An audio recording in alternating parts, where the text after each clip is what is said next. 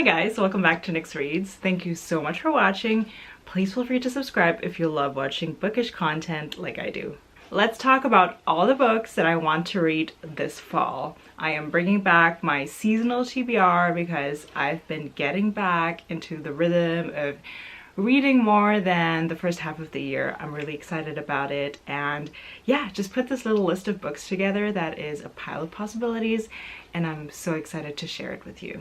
I'm currently in Germany at my parents', so this is why it's my sister's bookshelf today and not mine. The first book on my autumn TBR is Little Eve by Catriona Ward.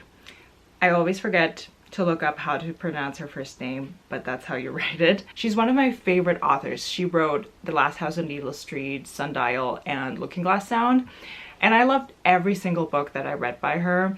She is the absolute master in writing psychological thrillers with twists and turns that you do not see coming from a mile away. Every single book that I read from hers is just so unique, and whenever I think, okay, she cannot think of anything new, she cannot top herself, I pick up a new book by her and it just blows my mind. So it's been, I think, 2 years or so, or even more, that I haven't picked up one of her books. So this is one of her older ones. She actually has a new one that just came out, but I actually own this one and I'm trying to read what I have. So yeah, I'm really excited to dig into Little Eve. I forgot what it's about. I think it takes place in Scotland, has something to do with magic, and doesn't take place in current day. But this is how I prefer going into my books, especially thrillers. If you're a frequent watcher of my channel, you know that I prefer not reading the entire plot summary of a book, but I'm gonna leave all the titles and authors in the description box so you can look them up on your own time if you prefer to do so. The next one is a mystery book by also one of my all-time favorite authors, Agatha Christie. It's Cards on the Table. This one I will read as a buddy read with my boyfriend while he's at home and I'm over here. We've never done that before, so I figured that could be kind of fun. I don't know what the setting of this book is, but I heard from Mara over at Books Like Whoa that this is, if not her favorite Poirot, her favorite Agatha Christie. So I have super high expectations for this book. I'm trying to relax a little so I don't disappoint myself, but I'm really looking forward to this book, and I think especially reading it with someone and trying to figure out the clues along the way could be a really cool experience. Next up is Astra by Cedar Bowers. This is like general fiction, a type of character study, looking at the life of one woman, but told from 10 different narrators, 10 different people she encounters throughout the decade. So I'm not sure if we're gonna read from her point of view at all, or if we're gonna put together the puzzle of this enigmatic woman by looking through the lenses of other people who come in contact with her. That sounds really good and really unique. Then we have the other book that I really need to read before the end of the year. It's Babylonia by Costanza Casati. This is a retelling, reimagination of the Assyrian Empire only female ruler. So this is about Semiramis in ancient Assyria. I do not know anything about the Assyrian Empire or Mesopotamia, to be honest. So this, I think, is gonna be so good for my education. I would imagine that this is leaning more into the fictional, but we'll figure it out together once I pick it up. Then we have Recipes for an Unexpected Afterlife by Deston J. Munden. This I am very excited about. It's a new release. I got an ARC from NetGalley. This is coming out on the 14th of October. I think that this is just gonna be so cozy and wholesome. It's about an undead orc knight who leaves battle and then moves to a new city to open a restaurant, to find friends, build himself a new life, and find community. So I think we're gonna have lots of cozy feelings, perfect for fall, and I'm sensing that this is gonna have a huge found family theme, which I absolutely love. I would imagine that this is for fans of Legends and Lattes.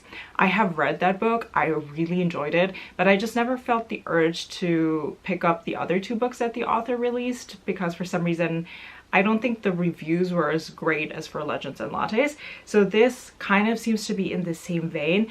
And to be honest, the reason why I put this on my TBR, or where I requested it from NetGalley in the first place, is because I stumbled upon the Reels on Instagram. I know, that shows my age. I didn't find it on TikTok, but on Reels. And he seems like the most heartwarming, genuine, kind person. And yeah, I just really wanted to support this author. So I requested the ARC. Really excited for this, and I think it's gonna give me all the fall feels. Next, we have a very unique mystery that I'm really looking forward to. It's 3 Bags Full by Leonie Swann. So this is about a sheep farmer, is that the word, who dies on his farm. His sheep witness it, and the smartest sheep, whose name is Miss Marple, starts to investigate the murder. So I think we're reading from the sheep's perspective. Even better, it's an amateur sleuth sheep. Amateur sleuth sheep. That was hard to say. I'm looking forward to this because I've never read from the perspective of a sheep before. And I'm gonna read the German original, which is called Glenkill. So this has been translated from German to English, and I'm reading this for book club. So I definitely have to read this in October, and I'm really excited. It sounds really fun. It sounds like a really good time. The last book I want to read is 640 to Montreal by Eva Jurczyk. This is also by a Canadian author / librarian, and this is about a woman, a writer, who boards the train that goes from Toronto to Montreal, and they get snowed in. The train stops on the tracks, and this turns into like a locked room mystery. Doesn't that just sound so vibey?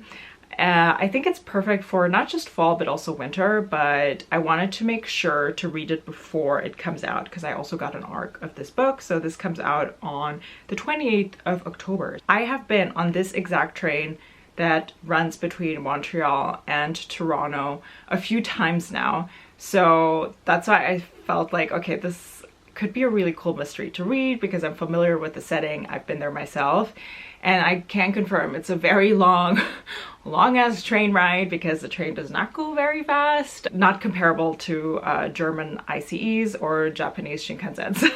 It's interesting because on the cover it looks like you're going through mountains. I'm pretty sure you do not go through mountains. It's pretty flat and there's like nothing around, I think. Maybe they just tried to make it a bit more vibey on the cover, or maybe I wasn't paying attention to my surroundings because I've taken also this train at night when everything was dark. I might be wrong, don't quote me on this. So that's all the books that I want to read this fall.